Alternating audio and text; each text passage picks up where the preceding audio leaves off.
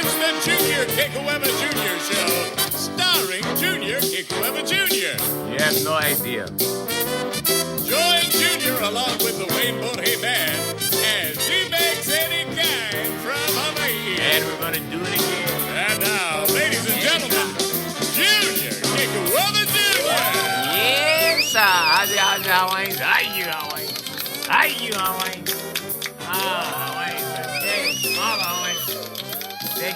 Thank you, Hawaii. Oh, man, Hawaii. Welcome to the podcast. I'm Junior Kekuewa Jr., and this is the podcast that answers the question, if get, no more, right? And it was if get, no more, right? It's something like, anyway, I don't know why, like, they give me these things to do. I told you this one, like, Jay's over there looking at me like he's throwing his hands up. Like, what? Like, okay, no, I blew it. That was my fault. The question, the show that asks the question, if get, no more, eh? There. You see him? Right there? All right, this is your comedy, Hawaiians. This is your comedy. Hey, welcome to the podcast. So on today's podcast, we're going to be discussing the children, okay? The children. All right, no, not the conspiracy. No, not that. Not something a little bit more interesting, okay? The children are coming, okay? And they are not happy. They are not happy, all right? But first, the attitude of gratitude, all right? So the attitude of gratitude, yes, of course, we got to thank everybody. So we have these stats that we get, right? And on the last podcast, we were talking about Hanamaui, and we were acknowledging them. So I have some people to acknowledge, if you would just bear with me for a second, because, see, what we do is we get reports in real time, okay? First of all, we got to say that our Apple podcasts are down to 34.2%, okay? No, that's not a bad thing. That's a good thing. It was like 80-something%, which really means that the majority of people used to listen to us on Apple Podcasts, okay? But now the pie has kind of spread out, okay? And thanks to our affiliates, we have tons of them.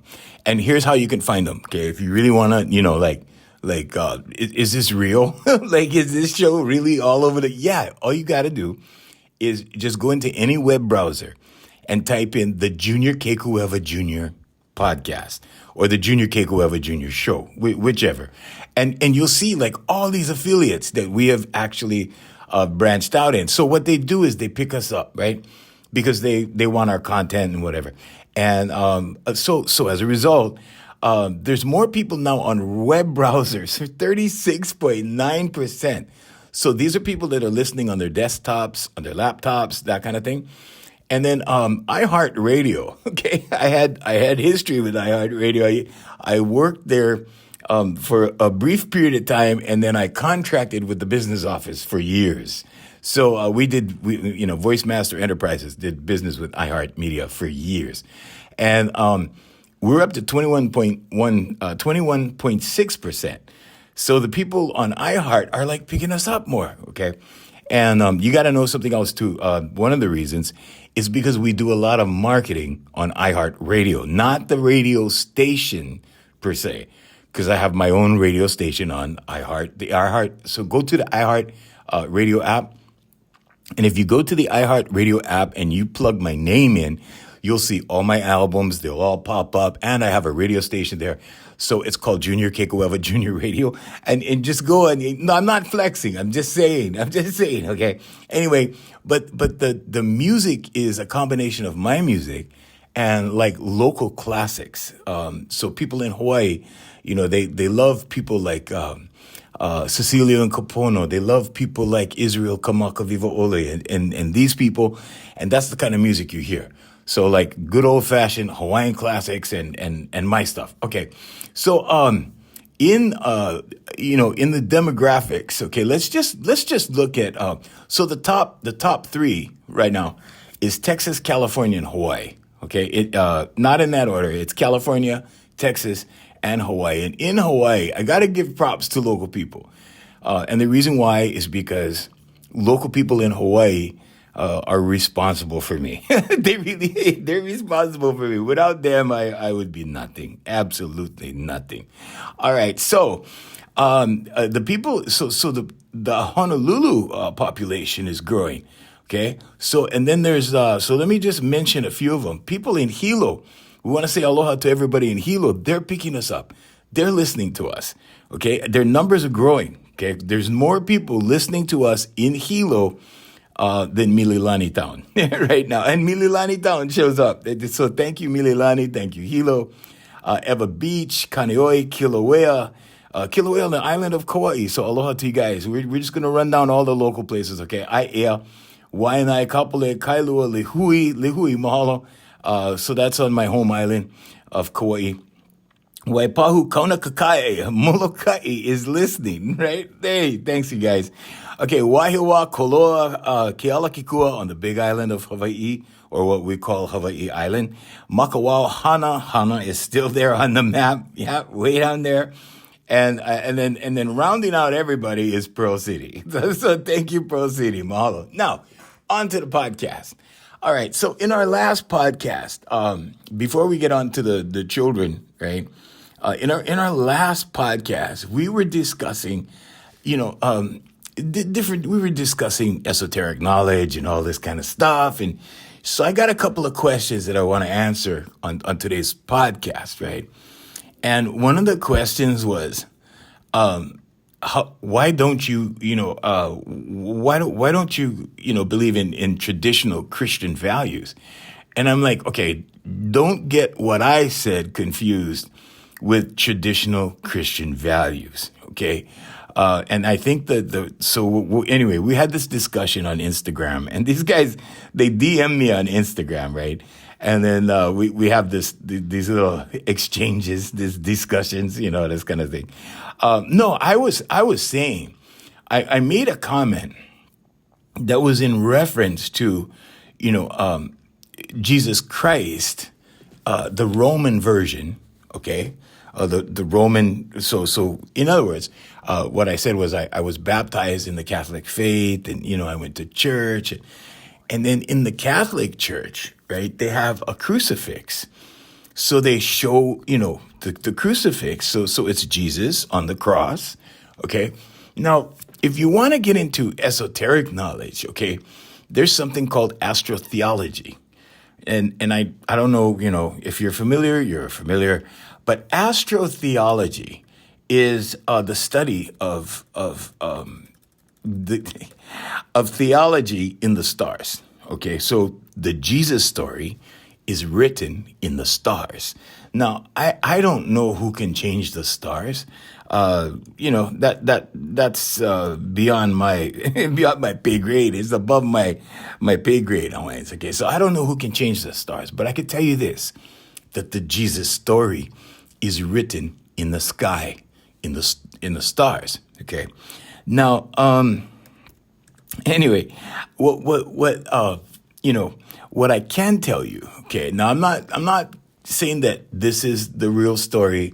I'm not dismissing other religions. I'm not, this is not any kind of speech against anyone or anything.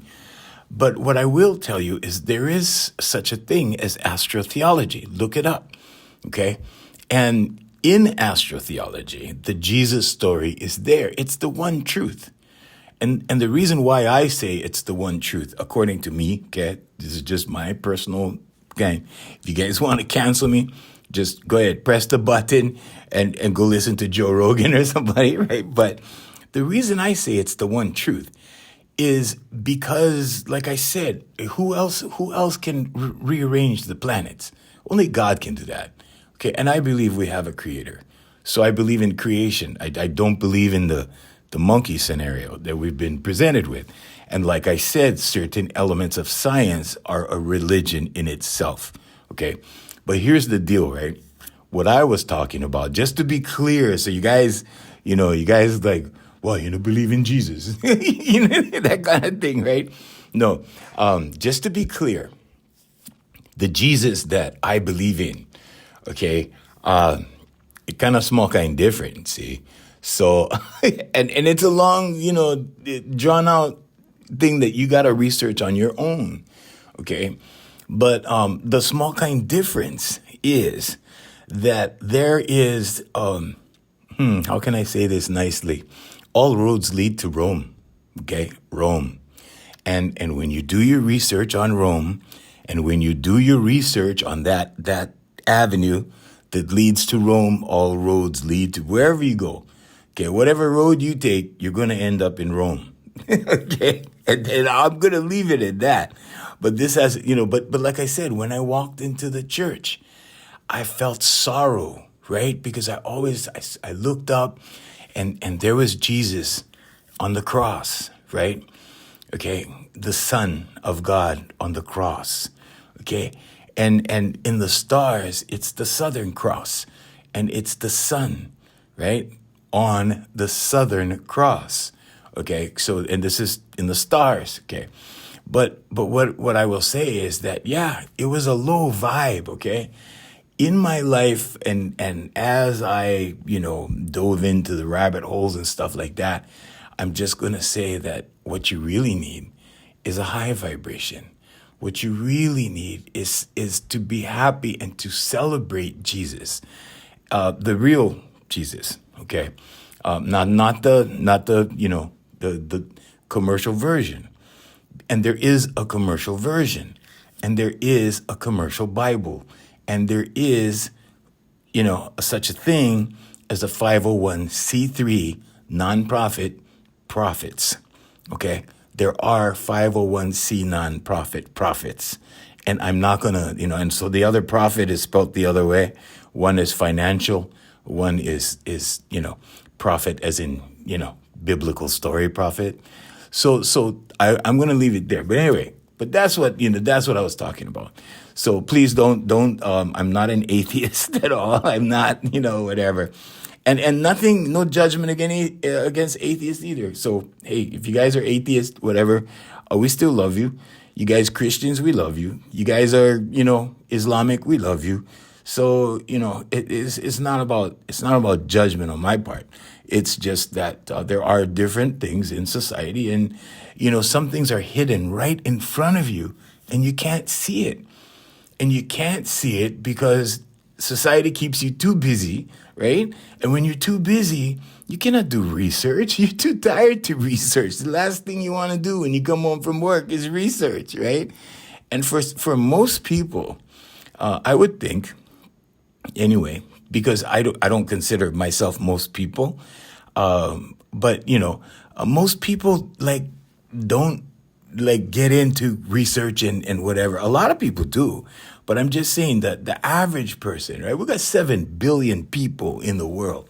How many of those guys come home and the first thing they want to do is research? You see what I mean? Like my friends, the guys I know, they come home, they want a beer, they want a remote control, and they're watching the game, whatever game is on, right? Because they had a hard day and they want to de-stress, that kind of thing. Anyway, all right.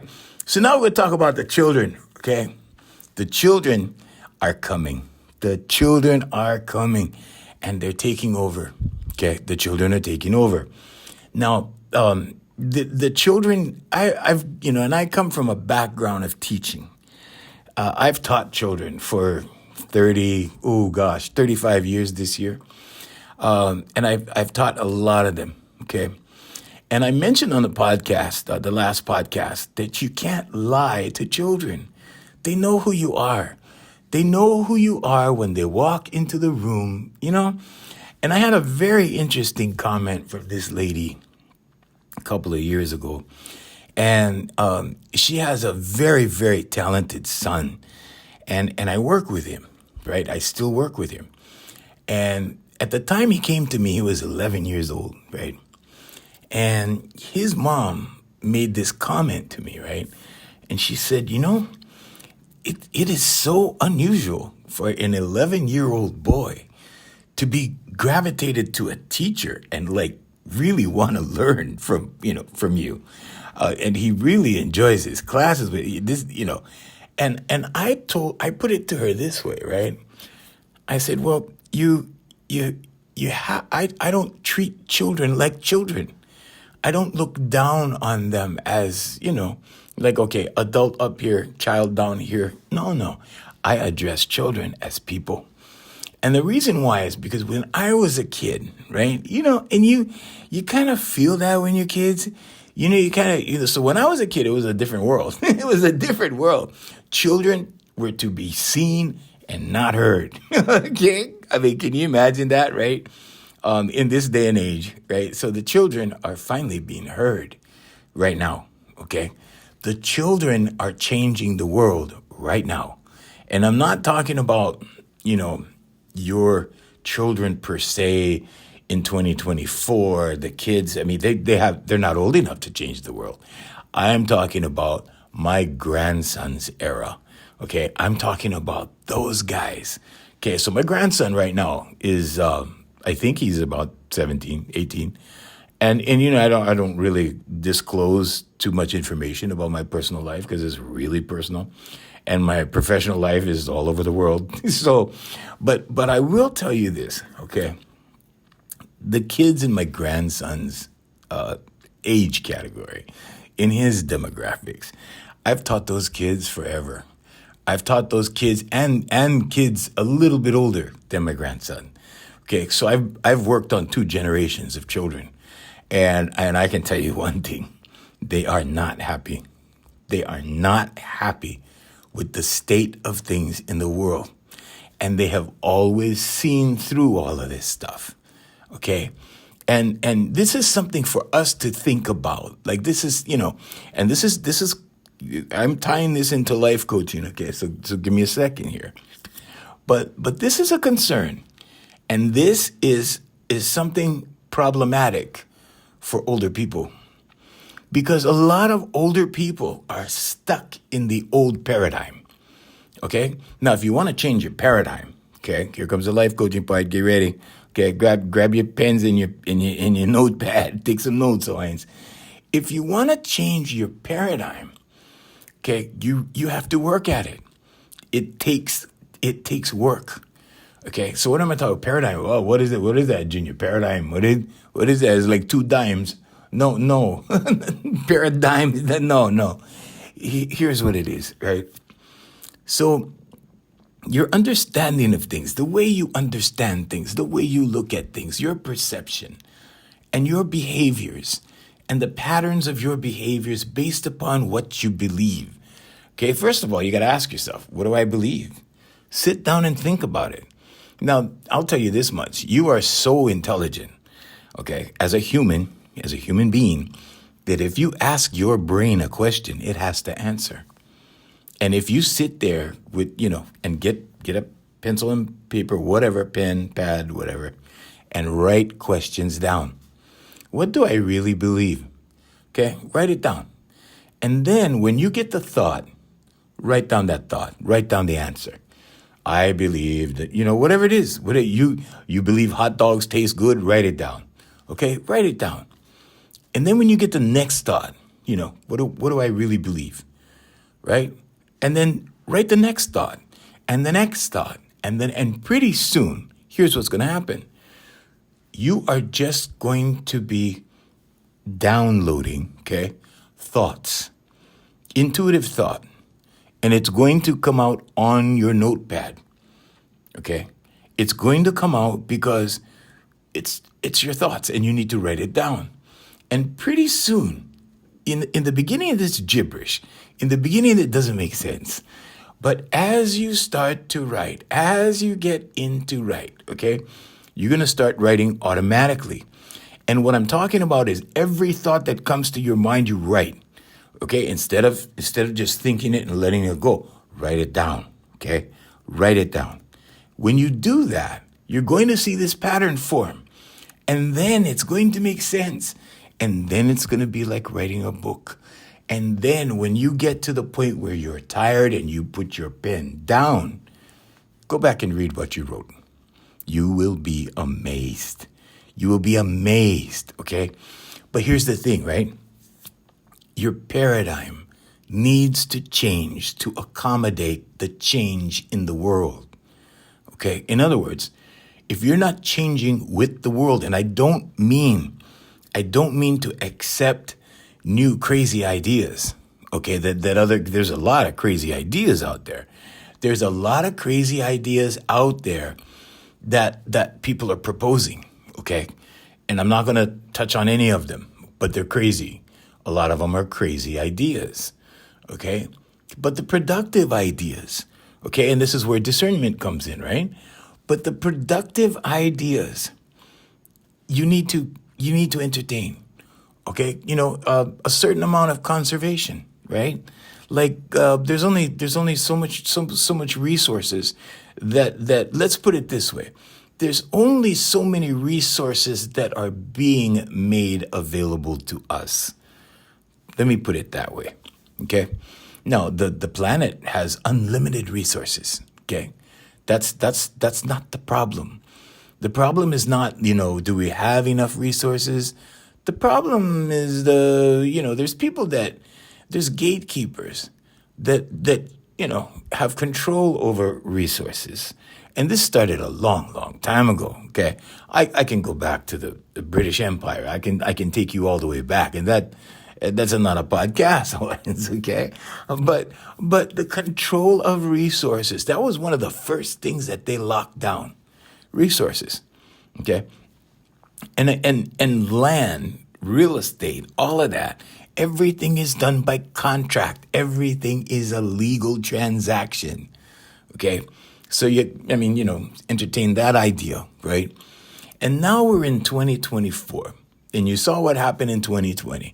And in the last podcast, I was, talking about the fact that, when I told my uncle, I don't know, years ago, because I got to the point where I was like, what am I studying all of this for? What did I study all of this stuff for? What did I go through all this conspiracy stuff for? What did I go through all this, all this information for, right? It's not going to amount to anything in my lifetime. And when I told my uncle, I said, this is never going to happen. None of this is ever going to happen in my lifetime. And without missing a beat, he goes, oh no, you watch. And sure enough, in 2020, boom, everything exploded. Okay. And I don't mean, explode like explosion. I mean, everything came out. Everything started to be revealed. And here's the thing, right? You want to talk about revelation? You want to talk about revealing? Okay. Things are being revealed, okay? And they're being revealed through the children. The children are in control, okay, of a lot of resources, a lot of stuff, okay? Now, they control a lot of, I want to say, progressive ideas, okay? Some of them are crazy, some of them are not. Remember when we had crazy ideas? Okay, and when I say we, I mean I'm talking about boomers because I'm a boomer, right? So if you're a boomer and you're listening to me, there's a few of you. Okay, the majority of my listeners are like 35 to 54. Okay, so you millennials, okay, you remember when you had crazy ideas? Remember? Okay, so when you had those crazy ideas I don't mean that those were actual crazy ideas. I meant that your parents told you that was crazy. Well, what? That's crazy. I remember when my grandfather used to tell me that what I was thinking was crazy. The ideas that I had was crazy, right? But you see, the only thing now, when I look back and there's a record of everything I've done online. There's a record of all of my companies. There's a record of all of my entertainment ventures or whatever I participate, whatever I did, right? They're there. Okay. There's the Junior Kekuewa Junior Roadshow. And I'm not flexing. I'm just saying that there's a digital record of everything I've done online. Okay. And I, I'm not saying that, I'm not saying that to flex. I'm saying it to say that when I was a kid, that's what I was talking about. I was talking about that when I was a kid. I was like, one day I'm going to perform in Waikiki. One day I'm going to do, one day I'm going to be a singer. One day I'm going to play the guitar. One day I'm going to, do that, right? Like I was doing this when I was like 12 years old. I didn't start playing the guitar until I was 14. I didn't start. And you know what? It was because of this one guy who took the time because helping kids, right? Like the older brothers that knew how to play, right? Those guys, like helping the children, the kids, me in that, right? In that instance, right? And this guy was 16. He was older than me. He was a couple years older than me. And he was hanging with the cool guys. And it just was not cool to like show me stuff, right? But he felt sorry for me. I knew he felt sorry for me, and he knew I was seeking. Okay, and what does the Bible say? Right? Because I don't know a lot of holy books, but it does say, in other books, the Bhagavad Gita, for example, seek and ye shall find, right? And he knew I was seeking, right? And he had the knowledge. And you know what? He took the time to sit down and go, okay, look, here, this chord, like this, all right, now get out of here. That kind of thing, right? And that's how I learned. And then I had to go and watch the other older brothers. So as much as I could, right, the older brothers, the uncles, like I as much as I could, I would sit and hang out when people were playing music just to look. We didn't have YouTube. It was pretty harsh. It was pretty harsh because if you didn't get that opportunity to hang out, and a lot of the older guys wouldn't let you hang out, okay? But my point is, when I look back on my life now, and I look back at all the digital records, I go, plug my name into Google, and I look at all that stuff, and I go, man, you were thinking about that when you were 12. Those are all your 11-year-old dreams, okay? But here's the thing, right? When you start, I want to say, suppressing people, okay, especially children, because I was the kid that everybody told me, oh yeah, you're letting your imagination get carried away with you. Your imagination is, that kind of thing, right? And so it wasn't just my grandfather. It wasn't just, it was the adults around me. Okay, and it made me very frustrated. I remember being very frustrated. Your imagination is just getting carried away with you again. That kind of thing, right? You're like, and my friends, right, because of their conditioning, were telling me, "Oh, bro, that's nuts, bro. That's crazy." And now when I look back, I plug my name in once in a while, and I look back, and I cannot understand sometimes how I have done so much, and so many different things, the volume of work that I've done, and like how many things. And like I said, it's not a flex. Anybody can do this. Anybody can do this. But here's the trick, right? And this is why the children are not happy, okay? Because the children are being dismissed in a lot of ways, okay, by their elders. Okay, not just their parents. I'm not talking. This is not a parent-child thing, right? This is a generational thing, and this generational stuff is slowly coming to an end. It slowly. And here's the first indication of when I started to feel like, yeah, this is great.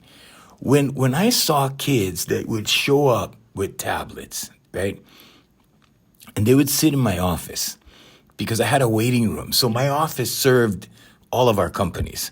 My office served, my different companies, which really was just like file cabinets with files of every company inside. That's what it was. And so every company had, we had files for everything because there was paperwork to be done. And nothing, it wasn't all digital like it is now.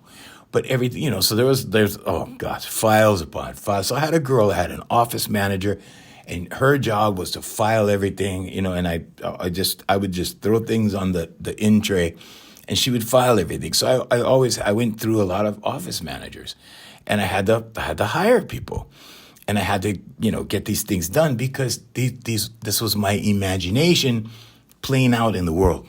Okay, so and then I made some fundamental mistakes. There were some people that I trusted that I shouldn't have trusted. There are people that that I did trust, that I was happy I did. So learning experiences, good, bad, and different, whatever.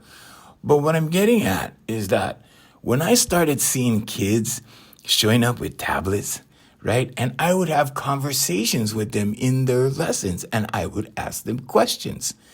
And the answers that they gave me over the years, just and the conversation, like I had this one girl that I called the little adult because when she came to me, she was 8 years old and focused, laser focused. This girl was focused and proper, and like her English was flawless. I was like, whoa. Like, I mean, you could not have designed a better 8-year-old girl. I mean, she was just, so the joke was with her mom, she's the little adult, and she was just like an adult, and she was smart. I mean, sharp as a tack, okay? But the conversations over the years became expanded. And pretty soon, right? And this is over my teaching journey now. You're talking 35 years of evolution in that, right? And so my teaching started to evolve to accommodate the children because the children were now more advanced. Therefore, I could do more with the children. And it got to the point where the kids were evolving into these, like, I just want to say phenoms, okay? A lot of these kids were just phenoms. And the moms would bring them in. See, this is another thing, okay? Moms bring their kids in, okay? Dads rarely bring their kids, rarely, okay? And you know what's really, that I thought was unfortunate, and this is my own opinion, okay? There's this one dad, and no names or anything like that. In fact, I forgot his name. I put him out of my head. He wasn't worth my time. But he would not bring his talented daughter, who was, I think, 5 years old. He would not bring her on his week because they were divorced. He would not bring her to lessons. So I had to schedule her every other week. And this girl was gifted. She was gifted, okay? You know what that's going to result into, okay? And she's probably, I want to say she's probably out of high school right now, okay? That's going to result in daddy issues.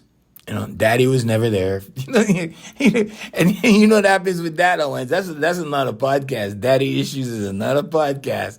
But I'm telling you, the children are not happy, okay? And when children are not happy, okay, it's going to come back to you. It's going to come back, okay? And but it doesn't just come back to you. It comes back to society, okay? Because when a girl grows up with daddy issues, guess who's the lucky recipient, right? Right. So it's like if you're just unlucky enough to meet a girl with daddy issues and you're not savvy and you don't know, you're gonna learn. I'm just gonna leave it there, okay? But I'm telling you, right? The children today are the ones with the power. And what we can do, the best thing we can do, is to empower the kids, okay? Because you know what?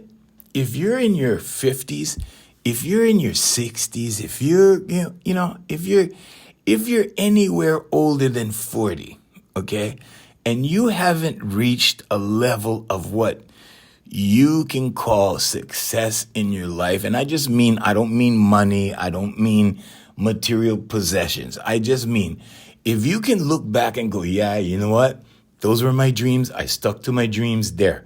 That was all my dreams.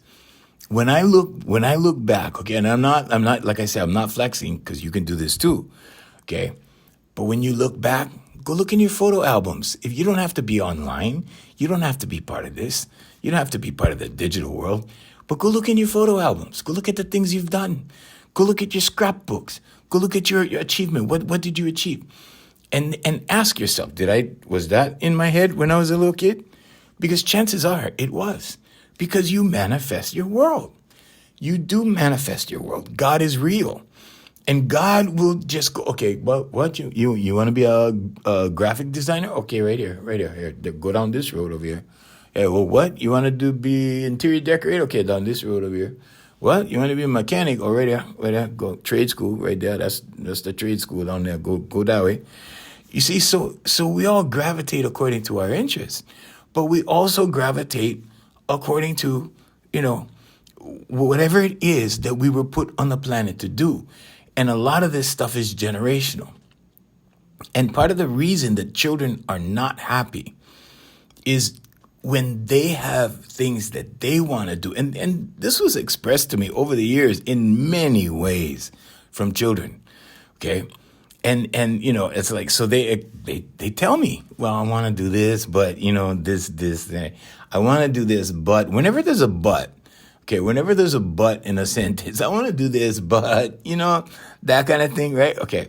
That eventually turns into regret. That eventually turns into, because that's not the original thought. That's not the original dream. Okay.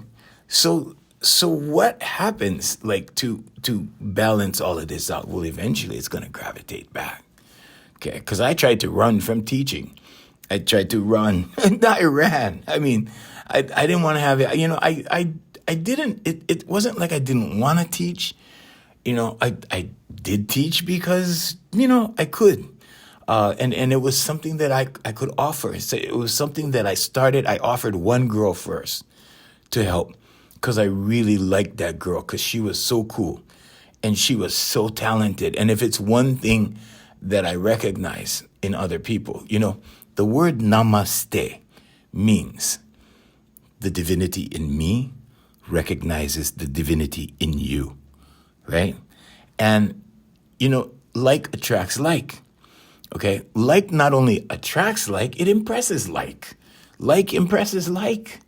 So, if you have some talent in you and you see somebody else with talent, your natural inclination, if you're a teacher, okay? If you're a teacher, your natural inclination is like, okay, I want to pour this into that kid. I want to give this kid this, And a lot of the parents, and this can be misconstrued because sometimes, right? Sometimes you give the impression that you don't know your value. And it's no. It's not about I don't know my value. No, I'm teaching your kid. I'm giving your kid 10 times the value because of their talent level. I'm giving your kid extra time and free sessions here and there because they need to be fed. They need to be fed and apparently nobody's feeding them and they're hungry. Okay. So the guy I used to work with, Brother Wayne, right? We used to have this expression and we used to say, you gotta stay hungry.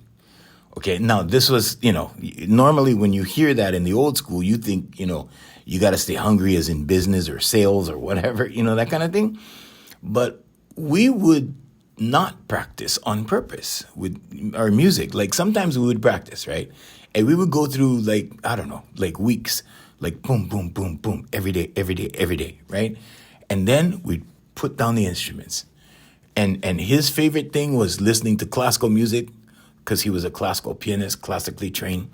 And my thing was, I had other things to do. I was out dating girls and having fun and whatever. I was doing my stuff. I was doing me. He was doing him. And we lived together with this other girl. And we were all, roommates and girlfriends came and went and whatever. And so, but I was doing me, right? And he was doing him and our roommate was doing her. And, and it was a live and let live kind of situation. It was like, well, whatever. And, but the reason I'm mentioning this is because our favorite expression was, well, we did real good at the show tonight because we were hungry. Okay. So that talent, that energy, okay, everything is energy, energetics.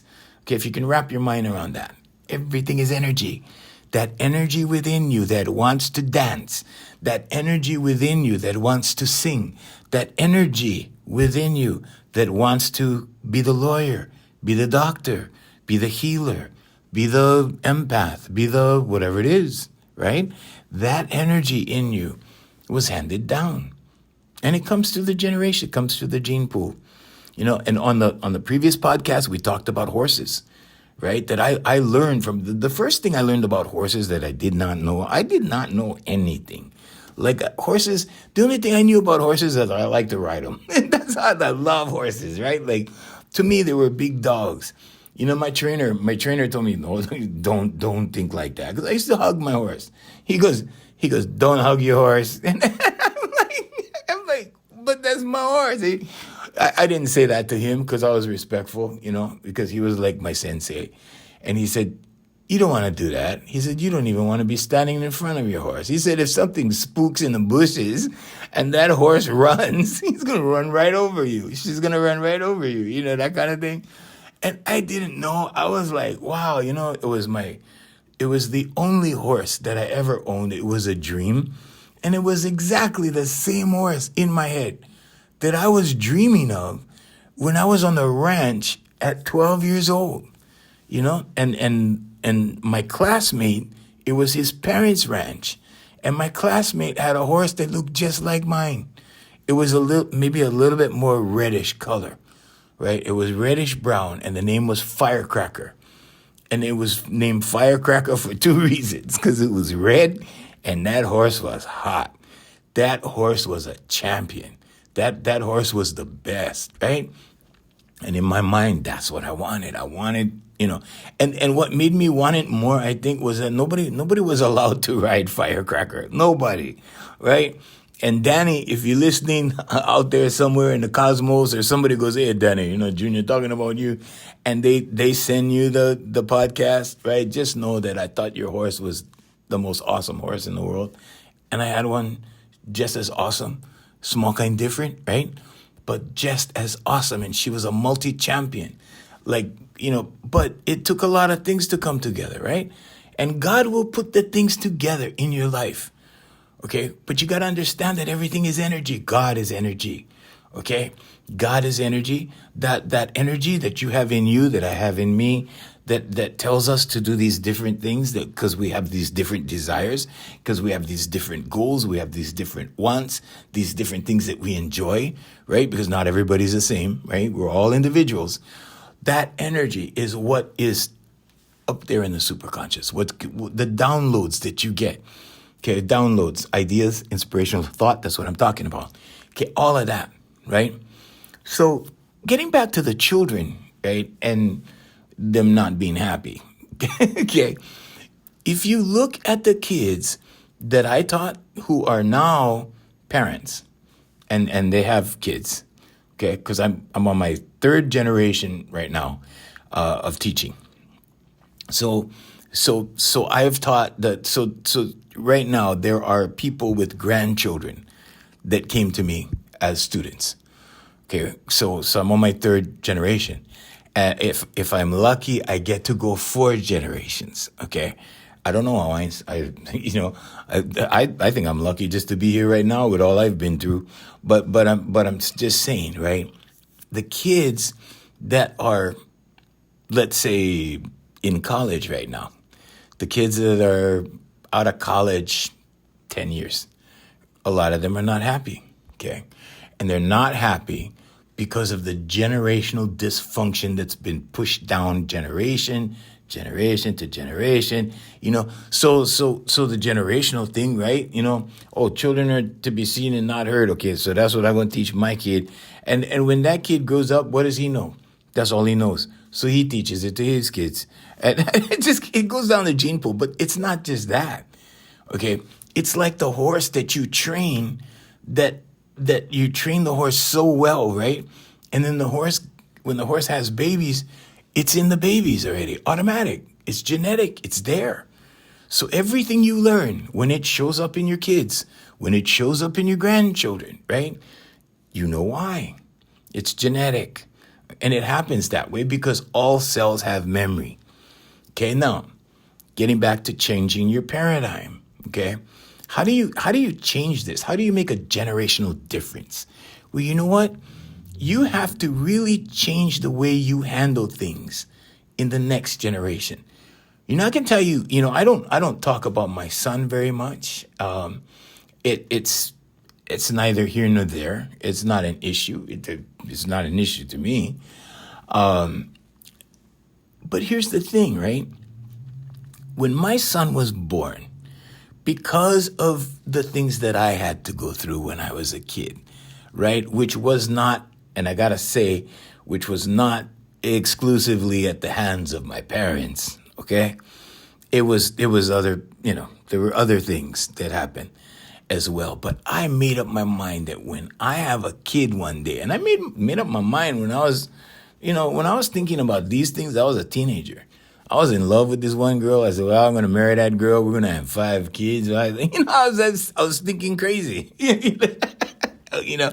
But anyway, but I was looking at my auntie them. I was looking at their families, and I was going, wow, yeah, it would be nice to have a big family. I was an only child, right? So I thought, hey, it would be nice to be a family man, okay? And I started out in life with that attitude, right? And when my son was born, I promised myself I would never hit that boy. I would never, not angrily anyway, right? And I spanked him one time. And the only time, because he took money out of a purse, and I did not want him to ever do that again. And he got a couple of whacks with a slipper, and that was it. Nothing abusive. Because I swore that I would never, ever, ever hit my kids. Ever. Okay. Now, do I believe that not hitting your kids is a good thing? Yeah, I think I've changed my mind. I think I've changed my mind on that, Hawaiians, okay? But that's one thing I can tell you, that there's my son and I, as far as the relationship goes, right? We don't talk. He does his life, I do mine. We're good. There's no hatred, at least I don't think so. I don't know. I love my son enough to let him go. I love him enough to leave him alone. I love him enough to, like, hey, and he comes to talk to me once in a while. We talk. He goes. He comes around. Okay, he whatever. But there's this underlying respect thing that he has never, I think he realizes that he was never, I want to say hit or spanked or whatever by me. He maybe probably got it from his mom. I don't know, whatever. I don't know. But I'm just saying that there's this underlying respect kind of thing where we have never been directly abusive to each other. There's been things said. Everybody does that, right? But I had to stop that. I had to put a stop to that. And so I made up my mind, right? So when my son came along, I did not want to pass on that generational dysfunction, or that part of it anyway, right? There's no way, I don't think there's any way human beings can stop being dysfunctional in every way. So yeah, there's other things, but I'm just saying. But that was an example. That's an example. But the children that are, fighting for human rights now, right? We were doing the same thing when we were kids, because we saw what we thought were injustices, and we could see through things, and children see through things. And the children today are not happy. But these children have been raised on tablets. These children have technology. These children understand how to do things. These children are organized and equipped. And these children are going to make moves, okay, that are going to benefit the world. And yes, some of those decisions are not going to be good ones. Some of those decisions are going to be crazy, okay? But for the betterment of society, as far as I can tell, and the reason, and I'm basing this on the conversations I've had with children for 35 years, and how these conversations, got more and more advanced, okay? And the things that I've seen, I can tell you that these kids are going to change the world. And the best thing you can do is, if you have a child right now, if you're planning a family right now, okay, the best thing you can do is empower their good desires. Okay, so like if a kid is talented, I just sent an email to one of my clients' parents, and I said, he really needs a nylon string guitar, and I'd be willing to teach him everything. And I don't, he's not my guitar student. He's my guitar student now, but he started off as my voice student. And I saw that talent and I threw it out there to him, like over, I think the course of about almost a year. And I said, hey, when you're ready, Uncle can teach you guitar if you want, because I want to add that value, right? Because I see, like, wow, this kid takes the instrument. There was this girl, it did, and I think it's so cool when girls do guy stuff. Like, I don't know, it's just me. And I love to empower people. And there was this girl that was really, really talented, and she was inclined towards instruments. I taught her how to play guitar. I taught her how to play bass. And all my time with her was free for the instruments. Her mom paid me for her to take voice, and I ended up teaching her instruments, no charge. Am I a saint? No. That's not what I'm saying. I'm not saying this to flex. I'm saying this because there's two things you can do for your children. There's two things you can do for your grandchildren. There's two things you can do for any child. Number one, feed their interest. Okay, feed their interest. They want to play music. Okay, go ahead. What do you want to play? Guitar. All right. Here's a guitar. If you can't afford a guitar, go. I don't know. Go to Goodwill. Whatever. Go find something. Find something and give it to them and empower them. Number two, get out of their way. Okay, don't get in their way. Empower them and leave them be. Okay, and I don't mean this in the way of lack of discipline. I don't mean it in the lack of structure. I don't mean it that way. I mean the best thing you can do, especially you see all the protests going on around the world right now. All these protests and these kids protesting this, that, and the other thing, and all of that. Okay, so a lot of it is going to result in good stuff, and some of it is not. And who are we to say that are towards the end of our road rather than at the beginning of our road? Who's to say what's better or what's not? Yeah, I see a lot of stuff I don't agree with. But you know what? When they're children, when they are young, when they are developing, okay, when they're in elementary school, okay, if they start gravitating to ballet, put them in ballet class. Find a way. One lady did, and I taught her daughter guitar and voice, and she is amazing. This girl is amazing. And the way that I got to train her, and she has never paid for a lesson, ever. And I taught her for 2 years. And she's coming back this summer.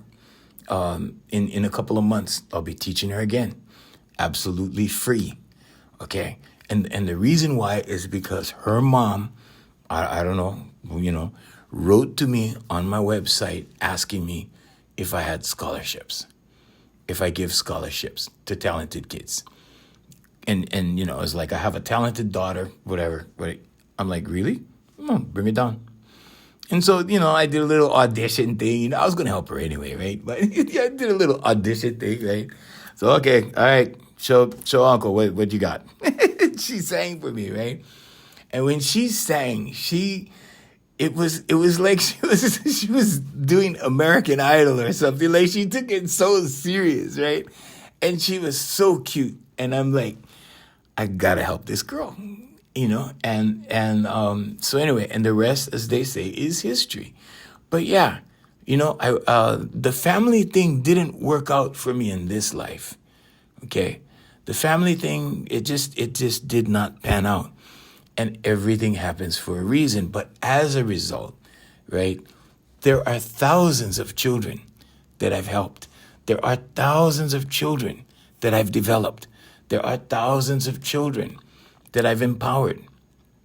And I can tell you, right, you gotta start making the kids a little happier, okay? Because when the children are not happy, it's going to come back to you. It's really going to come back to you, okay? Maybe not now. Maybe not when you're 40. Maybe not when you're 50. Maybe not when you're 60, okay? You see where I'm going? Okay, Hawaiians. But empower them.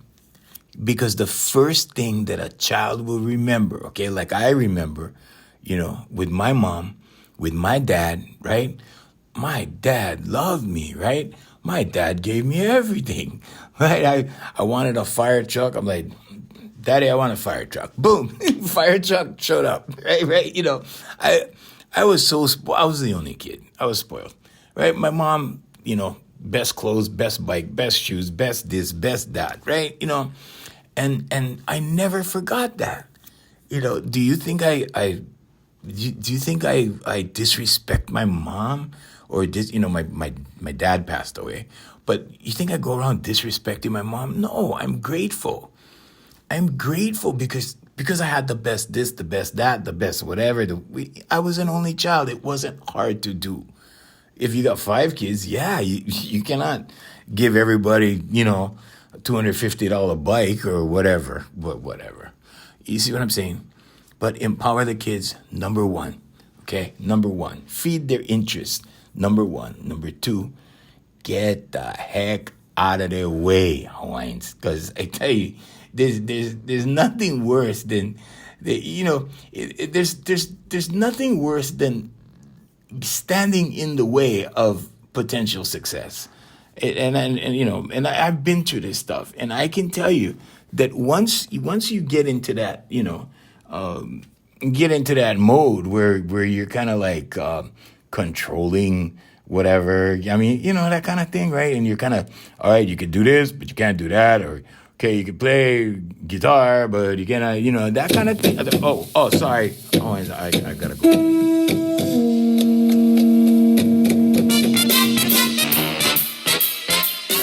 Hey, want to thank Brother Randy and Sister Jerry over at Island Club and Spa.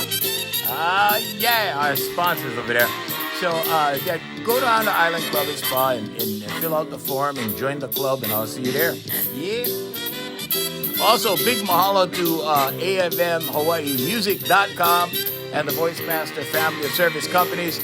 Check out Darren Chinen's music on AFMHawaiiMusic.com. It's good music. Just download them.